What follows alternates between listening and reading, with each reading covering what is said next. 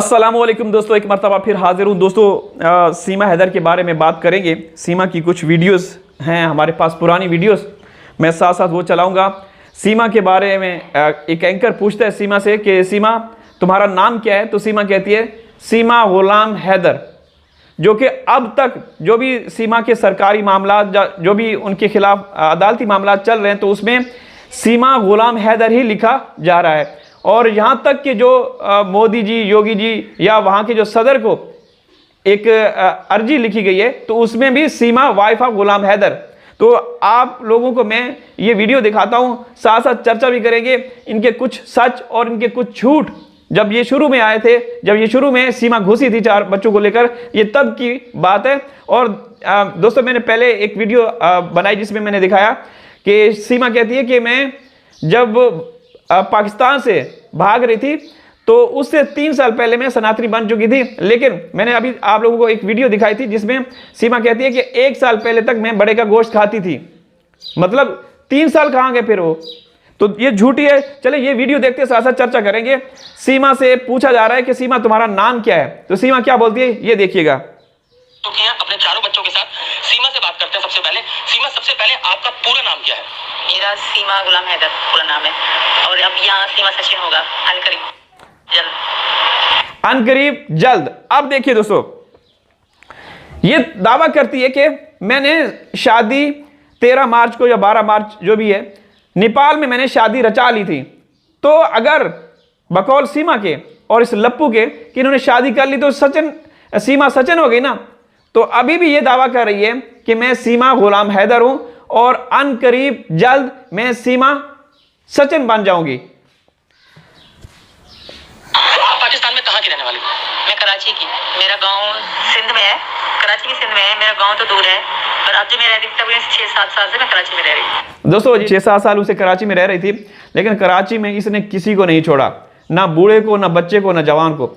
इसने सबको लूटा, सबको चूना लगाया। लाखों रुपए इसने लूटे। किसी से मोबाइल लिया, किसी से लैपटॉप लिया, किसी से, मतलब इसने ये जो गन्ने के जूस वाला है ना, उसका भी इंटरव्यू लिया था, उससे भी इसने पैसे लिए, उससे भी जूस पीती थी। बिरयानी वाले को लूटा। वहां जितने भी राशन की दुकानें थी या जो भी है ना, इसने किसी को नहीं छोड़ा। और वहां के लोगों का यह कहना है कि अल्लाह का शुक्र है कि ये गंद का ढेर यहां से चली गई और भारत दफा हो गई। ठीक है ना। हाँ, इनको जो वहां के मकामी लोग हैं, बल्कि पूरा पाकिस्तान ये कहता है कि ये यहां से चली गई, दफा हो गई, अच्छा हुआ। जो बच्चे हैं वो साथ लेके गई, ये अच्छा नहीं किया इसने, वो वापस आ जाने चाहिए। तो आगे सुनिएगा ये क्या कहती है। 8 साल से कराची में रह रही हूँ। सचिन से किस तरीके से आपकी मुलाकात हुई, कैसे ये पूरा इश्क जो है वो परवान चढ़ा, इसके बारे में आप जरा डिटेल। इस बुढ़े को देखिए, आगे आगे हो रहा है, बड़ा खुश, कितना खुश नजर आ रहा है। वही इनको, ये पढ़े लिखे जहल लोग हैं। इससे ये नहीं पूछा कि तू कैसे घुसी, इससे ये नहीं पूछा कैसे घुसी। बताइए। हमारी पबजी में हुई मुलाकात। फर्स्ट टाइम तो हम साथ में गेम खेलते थे वहीं में। अचानक एक बार अचानक से आ जाते हैं, कहीं सऊदी का भी होता है, इंडिया के, पाकिस्तान के, सब मिलके ही खेलते हैं। 4-4 लोग खेलते हैं। तो हम ये दोस्तों यहाँ पे अल्लाह माफ करे, इसकी शक्ल देखिए, ये देखें, बंदा जूता उतार के रह सकता, इतना हराम खोर इंसान। इसकी शक्ल देखिए, ये इंसान लगता है, ये इंसान लगता है। देखिए इसकी शक्ल देखें। अचानक से अपने दोस्त के संग खेल रहे थे, तो ये 2 आ गए हमारे साथ। तो ऐसे पबजी खेलते खेलते 2 महीने तक तो पबजी खेलते रहे। फिर नंबर दिए एक दूसरे को अपनी कंट्री दिखाते थे, ये मुझे अपनी दिखाते थे, मैं इनको अपनी दिखाती थी। हम साथ में गेम खेलते थे वहीं में। अचानक एक बार अचानक से आ जाते हैं, कहीं सऊदी का भी होता है, इंडिया के, पाकिस्तान के, सब मिलके ही खेलते हैं। 4-4 लोग खेलते हैं। तो हम ये अचानक से अपने दोस्त के संग खेल रहे थे, तो ये 2 आ गए हमारे साथ। तो ऐसे पबजी खेलते खेलते 2 महीने तक तो पबजी खेलते रहे। फिर नंबर दिए एक दूसरे को अपनी कंट्री। जब अगर सीमा की बात मान ली जाए तो सीमा ने इससे नंबर मांगा होगा, किसी और से नहीं मांगा होगा। अगर ये पबजी खेलती होगी, पहली बात तो ये है कि गुलाम हैदर भाई का कहना है कि इसको पबजी खेलना नहीं आता। फरहान खान जो कि हैदर भाई के बेटे हैं, उनको खेलना आता है, वो खेलते थे। तो क्या ये जो कहती है कि कुछ सऊदी अरब से लोग जुड़ जाते, खेलते थे, कोई इंडिया से, हर मुल्क से, तो आप लोगों को लगता है कि इसने सिर्फ इससे नंबर मांगा होगा? ये मुझे अपनी दिखाते थे, मैं इनको अपनी दिखाती। ये मुझे अपनी दिखाते थे, मैं इसको अपनी दिखाती थी। ये देखिए, सुनिए। कोई बारात जाए, कुछ भी हो जाए, मुसलमान है, ये हिंदू ये दिखाए, मैं भी उनको मुसलमान वहाँ के हिंदू दिखाती थी। जैसे जैसे हमारी वीडियो कॉल चलती थी, मतलब इंटरेस्ट इस तरह बढ़ा कि इंडिया का है, मैं पाकिस्तान में भारत वाले से बात कर रही हूँ, ये बड़ी खुशी होती थी मुझे वहाँ पे इनके मतलब शहर देख के भी सेम है, तो अच्छा सा लगता था। हमारा इंटरेस्ट बढ़ता गया, बात चलती गई तो आदत। सब झूठ है दोस्तों, सब झूठ है, सब झूठ है। सीमा को बाकायदा जिस तरीके से AP सिंह इसके मुंह बोले भैया, भड़वा भैया इसका है, दल्ला दलाल, ये कम ज़र्फ कमीना जलील, एक हराम खोर वकील, ये इस आप कह सकते हैं कि इस साजिश का हिस्सा है। ये हो गया। और बहुत सारे लोग जहाँ ये अब रातों को जाती है, जहाँ पे MLA MPA और काफ़ी सारे सियासतदान हैं जो इसका मतलब इसको इस्तेमाल कर रहे हैं, इन लोगों ने मिलकर सीमा को बुलाया, साजिश रची और अब न जाने इससे क्या काम लिया जाएगा। ठीक है, तो ये तो झूठ ही है, झूठ। ये तो 2 साल होने वाले हैं ना, 2 साल हो गए, आज तक इसने कोई एक सच नहीं उगला। अभी इसी वीडियो में जो मैंने दिखाया, इसने सच बोला कि मैं पाकिस्तान से हूं, हाँ मैं सीमा गुलाम हैदर हूं। ठीक है, फिर तो पहले दिन में होती थी, फिर तो रात में भी होती थी, सो तो कॉल चला के सो, वीडियो कॉल सामने फोन करके फिर सोती थी मैं। ऐसे हम दोनों को नींद नहीं आती, सुबह को दुकान में।